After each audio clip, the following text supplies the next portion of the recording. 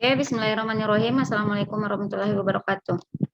Waalaikumsalam warahmatullahi wabarakatuh. Jadi, selamat malam semuanya. Meskipun belajar di malam hari ya, mudah-mudahan teman-teman tetap semangat. Karena ini ada beberapa kendala, akhirnya kita terpaksa online. Oke. Nanti kalau misalnya ada pertanyaan, kalau masih cukup waktu silakan nanti bertanya. Tapi kalau misalnya tidak, saya nanti video ini saya akan upload ya. Nanti teman-teman bisa komentar, mau bertanya silahkan. Selanjutnya, ini sudah ada 56 peserta ya, 57 peserta. Jadi kayaknya masih ada beberapa yang belum hadir ya. Tapi ada juga yang berdua dalam satu handphone ya. Terdengar baik Ji suaraku, Dek? Iya, Bu. Oke teman-teman, pada hari ini kita akan belajar tentang media dalam promosi kesehatan. Jadi sudah disampaikan minggu kemarin toh, kalau misal mata kuliah ini ada 2 orang toh, ada saya sama Bu Rani kan? Iya, Bu. Nanti Bu Rani pertemuan 1 sampai 7, sampai 8, saya pertemuan ke-9 sampai pertemuan ke-16. Nah, kalau Bu Rani itu kan nanti kemungkinannya dia akan kasih UAS kan biasanya UASnya di pertemuan 8 toh? UAS atau ujian akhir, bukan ujian tengah semester, UTS ya? UTS. Nah, UTS-nya itu kan biasanya di pertemuan ke-8 kan? Tapi kan ini dibagi 2, jadinya nanti saya pertemuan keempat untuk UAS-nya saya rencana kasih tugas teman-teman untuk buat video, nanti itu yang akan saya masukkan sebagai nilai UAS-nya teman-teman. Ya. Di video. Oke. Nanti akan bagi kelompok, Ji. Ya, Bu. Oke, kita mulai ya. Jadi media dalam promosi kesehatan. Nah, jadi outline yang akan kita bahas pada hari ini, ada ini ya, ada pengertian, dasar pemilihan media, tujuannya, manfaatnya, dan jenis-jenis media, serta kelebihan dan kekurangan. Kelebihan dan kekurangan dari setiap media ya. Oke, selanjutnya. Ini kalau kita berbicara tentang media, kira-kira apa sih yang terlintas dalam pikirannya teman-teman? Karena pasti tidak asing juga tuh kalau kita dengar kata media. Ada yang bisa menjawab? Kasih komen. Saya, Bu. Apa ini yang bicara? Media adalah sumber sarana. Satu-satu. Siapa? Nurul Anisha. Nurul Aziza, Bu. Silakan, Dek.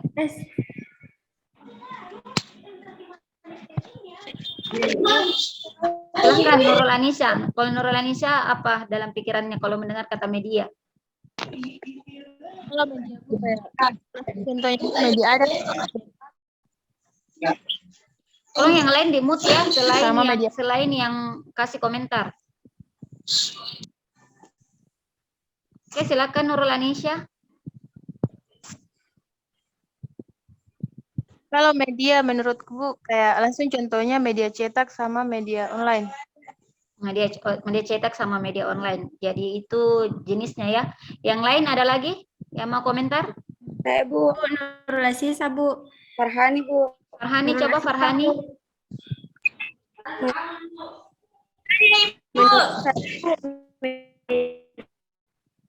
Karena dipergunakan untuk memberikan informasi atau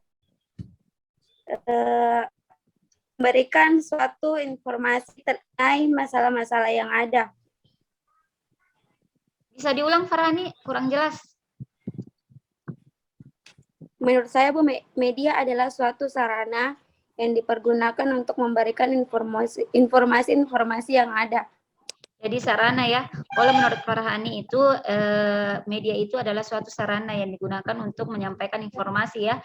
Nah, sedangkan tadi kalau Nurul Anisha dia menyampaikan bahwa ada media itu dia sebutkan contohnya ada media cetak, ada media elektronik. Coba yang lain tolong di-mute ya. Satu kali jika ditanya ya. Saya, Bu. Coba Rani. Ya, Bu. Menurut saya, Bu, media itu adalah sarana bisa seperti koran, majalah, video atau film, membuat konten untuk menyampaikan suatu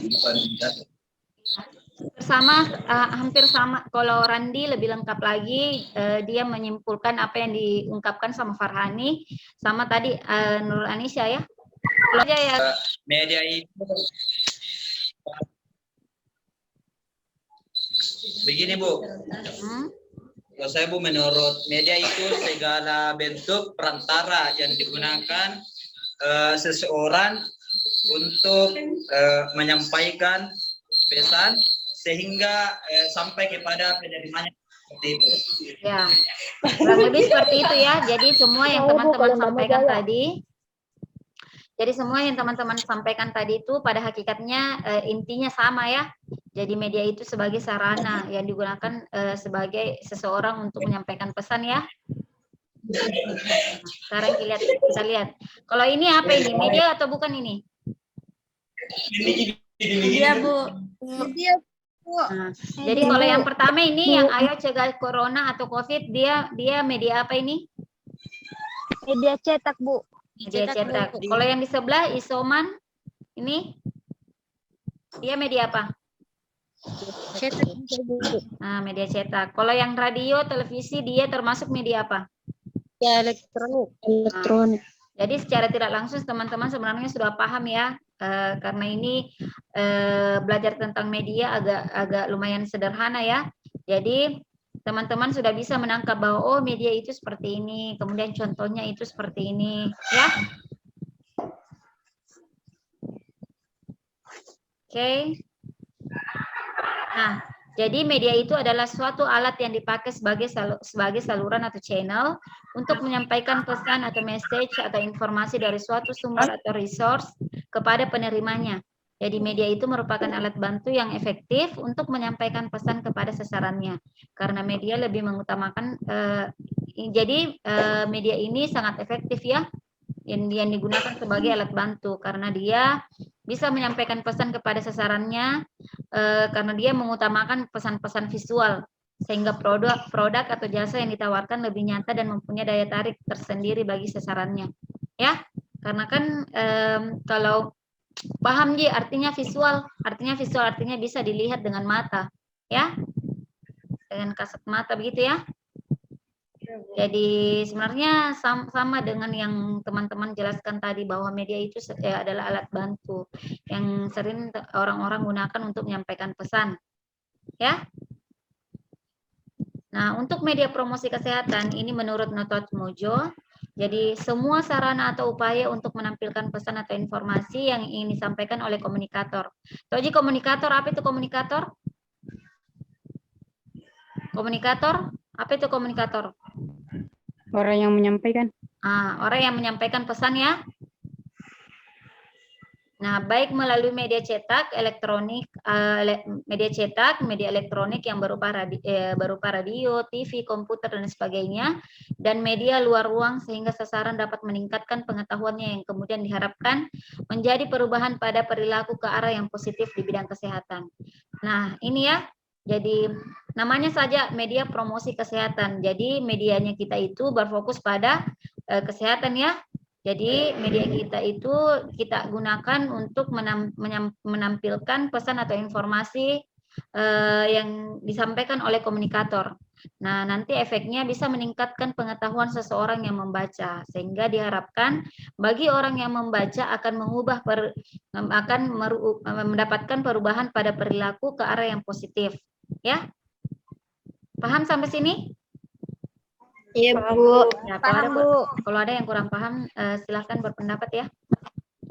Nah, dasar pemilihan media promosi kesehatan. Jadi sebenarnya teman-teman sudah tahu bahwa media itu seperti ini. Ada media cetak, ada media elektronik, ada media luar ruang. Nah, yang perlu teman-teman pahami bahwa ada pertimbangan-pertimbangan kalau kita mau menggunakan media promosi kesehatan. Jadi kapan kita menggunakan media cetak, kapan kita menggunakan media elektronik, kapan kita menggunakan media luar ruang. Jadi jangan ini yang pertama. Jadi didasarkan didasarkan pada selera halayak sasaran, bukan pada selera pengelola program atau pengambil keputusan. Jadi kalau misalnya kita ini yang membuat media promosi kesehatan, misalnya target kita misalnya adalah remaja, kemudian teman-teman membuat media promosi kesehatan, misalnya menampilkan media promosi kesehatan misalnya di koran, di majalah, apakah itu tepat atau tidak menurut teman-teman? Tidak, Bu. Nah, tidak ya. Kalau Tidak, menurut Ibu. teman-teman kira-kira media yang cocok untuk remaja sekarang ini seperti apa? Media sosial. Medsos ya, medsos. Jadi teman-teman bisa tampilkan misalnya video di medsos, teman-teman bisa tampilkan di YouTube, teman-teman bisa tampilkan di televisi, ya. Jadi media elektronik, bukan lagi media cetak, ya.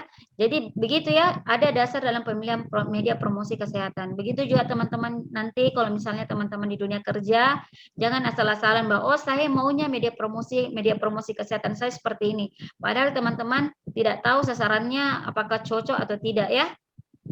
Jadi tidak boleh asal-asalan, harus ada pertimbangan. Nah, harus memberi dampak yang luas atau menjangkau halayak sasaran dengan tingkat frekuensi, efektivitas, dan kredibilitas yang tinggi. Jadi nanti media kita itu, pesan yang kita sampaikan bisa memberikan dampak yang luas. Ya, kemudian disampaikan secara menarik dengan frekuensi yang sering. Nah, untuk media promosi kesehatan, jadi teman-teman semaksimal mungkin harus memberikan, membuat media yang semenarik mungkin. Karena itu akan menarik orang-orang yang membaca. Jadi kalau misalnya tidak menarik, teman-teman membuatnya, misalnya teman-teman membuat video asal-asalan, membuat media cetak asal-asalan, kemudian kontennya juga tidak menarik, kemudian apa yang teman-teman sampaikan juga tidak menarik dalam promosi kesehatan teman-teman, itu akan mempengaruhi orang yang membaca ya, sehingga itu pengaruhnya kurang sampai kepada penerima pesan ya. Nah, sedangkan tujuannya kita itu kan kita mau mengubah perilakunya orang dari setelah mereka membaca media kita ya. Setelah mereka melihat media kita, apa yang kita sampaikan dalam media tersebut.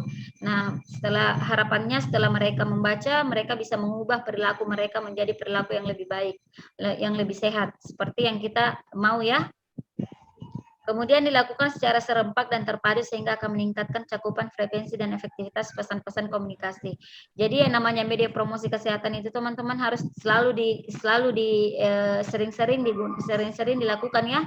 Karena kalau misalnya satu kali teman-teman misalnya mau melakukan promosi kesehatan, misalnya berhenti merokok, kemudian teman-teman memberikan pesannya misalnya 1 kali, 2 kali, itu akan kurang mengena ya.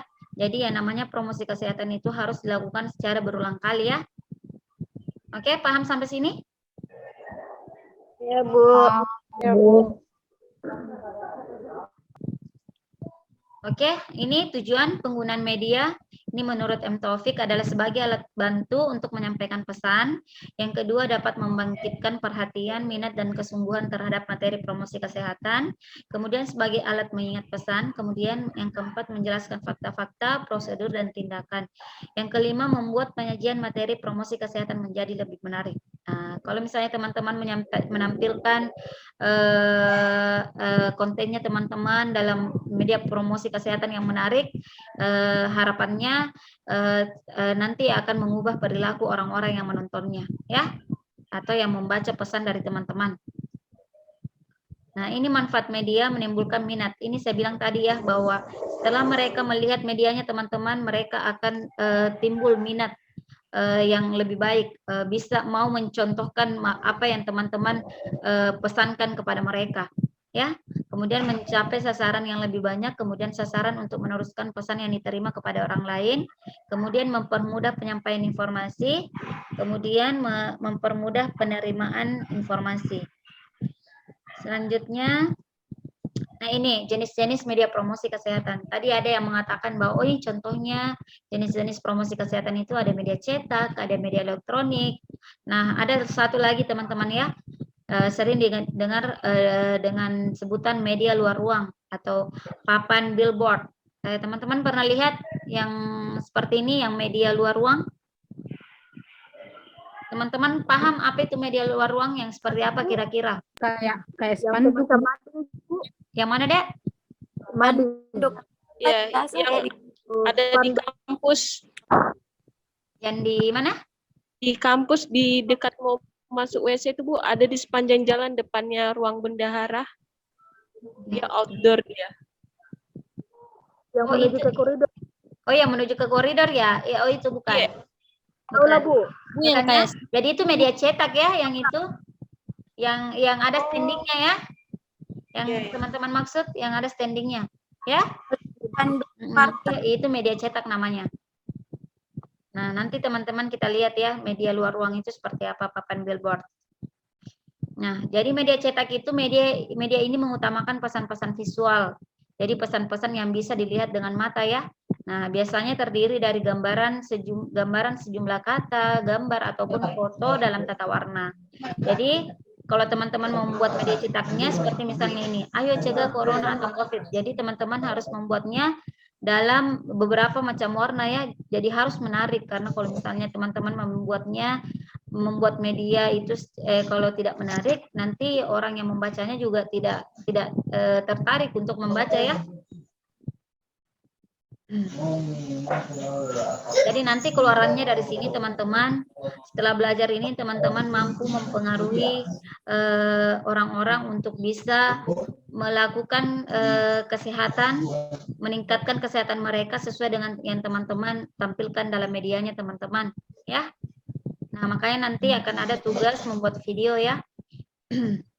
Nah, ini media promosi kesehatan, media cetak, contohnya kayak misalnya booklet atau buku, kemudian leaflet atau brosur, kemudian flyer atau selembaran, kemudian flip chart, kemudian surat kabar atau majalah, kemudian poster atau foto. Jadi ini semua adalah contoh media cetak ya.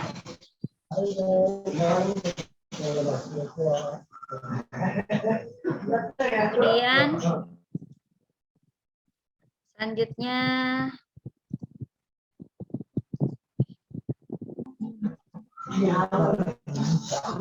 ini masih ada yang tolong yang aktif mikrofonnya dimatikan dulu mikrofonnya ya.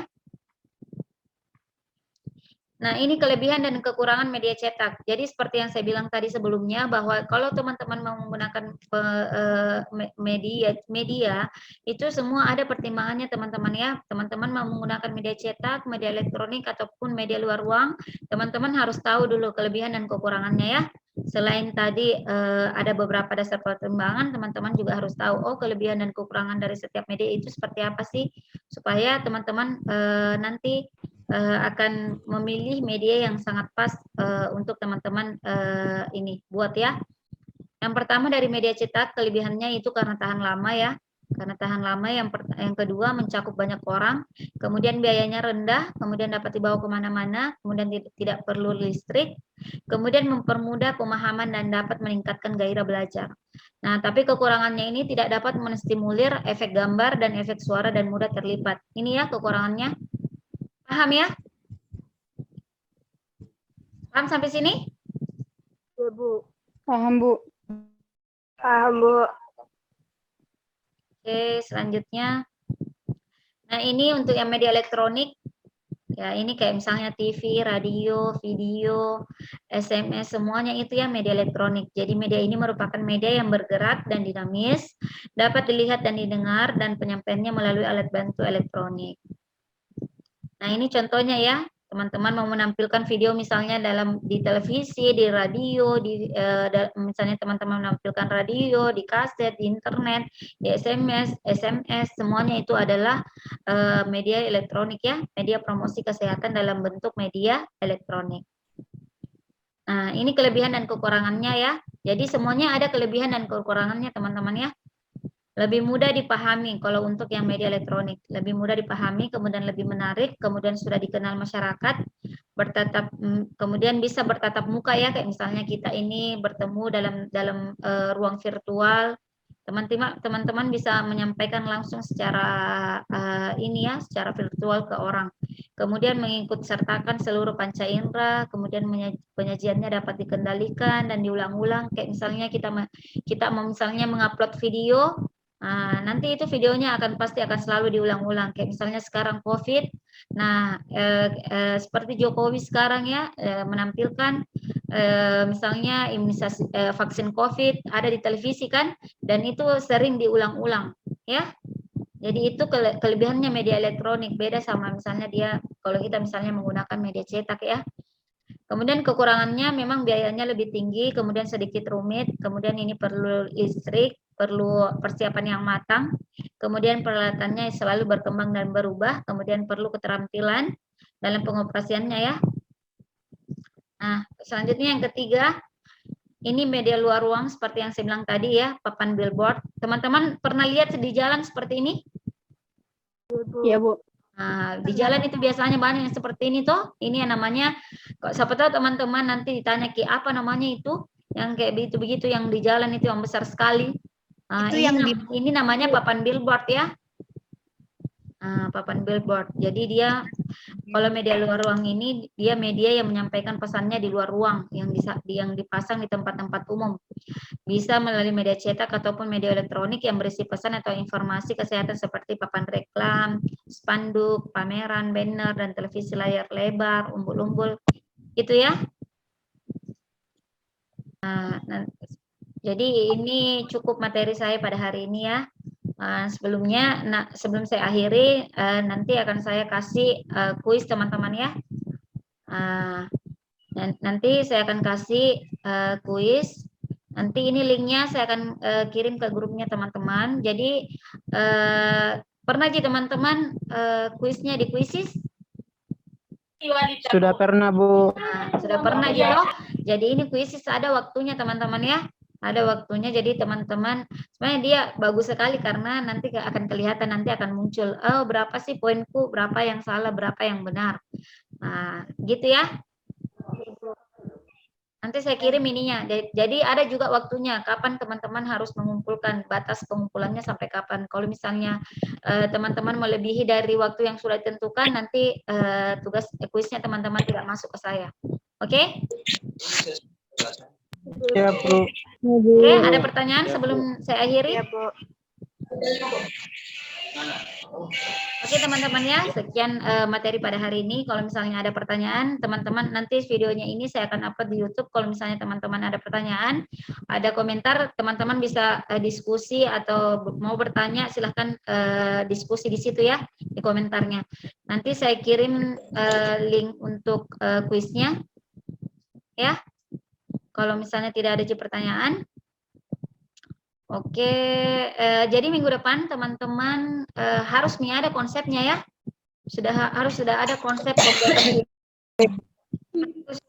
terputus ternyata.